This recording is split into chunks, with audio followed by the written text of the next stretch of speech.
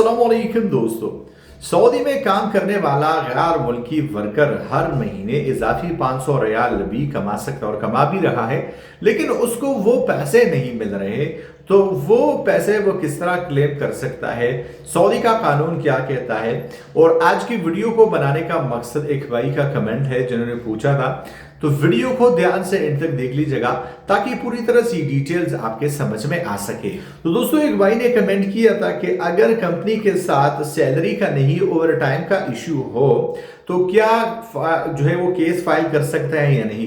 इसका मकसद ये था कि एक बंदा जो है वो कंपनी में काम करता है, उसने ओवर टाइम किए हुए हैं और उस ओवर टाइम के उसके पास सबूत भी है, तो क्या उस ओवर टाइम के पैसों को पेमेंट लेने के लिए ये केस कर सकता है या नहीं। तो ये काफी इंपॉर्टेंट टॉपिक है जो कि आपके साथ आज क्लियर कर रहा हूं। तो सबसे पहले तो मैं आपको एक चीज क्लियर कर दूं कि सऊदी कानून के मुताबिक रोजाना 8 घंटे काम आपको करना है, मतलब हफ्ते के 48 घंटे।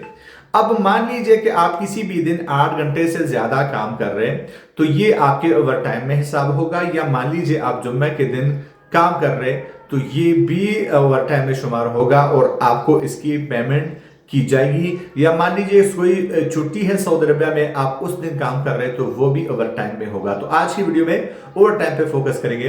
तो मान लीजिए आपका ओवर टाइम का कोई भी इश्यू है तो बिल्कुल आप इस हवाले से केस भी फाइल कर सकते हैं और ये अपनी ओवर टाइम क्लेम भी कर सकते हैं। लेकिन मोस्ट इंपॉर्टेंट, अगर आपके पास सबूत है, चाहे वो ड्यूटी की तस्वीर है, वीडियोज है, हाजिरी है, अगर वो बायोमेट्रिक है तो वो भी जो है वो अच्छी बात है, तो ये या व्हाट्सएप के चैट आपके पास पड़े हैं तो ये एक बड़ा सबूत है कि आप प्लेटफॉर्म पे कर सकते हैं। मोस्ट इंपोर्टेंट, मैं आपको एक नंबर जो है वो देता हूं 19911, इस पे आप कॉल कर सकते हैं। और जैसा कि इस भाई का कमेंट था, तो जी हाँ बिल्कुल, ओवर टाइम के पेमेंट की कलेक्शन के लिए, उस पेमेंट को लेने के लिए आप केस फाइल कर सकते हो और आपके पास जो है वो प्रूफ भी है।